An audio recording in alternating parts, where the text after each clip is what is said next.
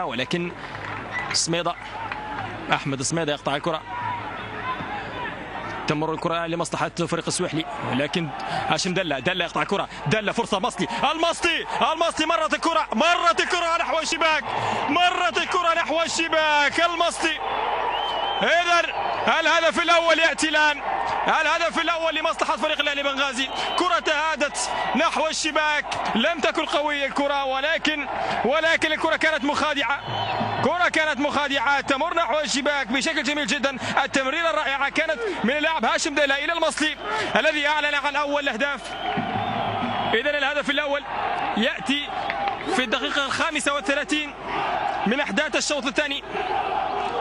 إذن أحمد المصلي تتغير النتيجة. الجماهير الآن العاشقة المتابعة المحبة المتيمة بالفريق تساند. هدف مقابل لا شيء.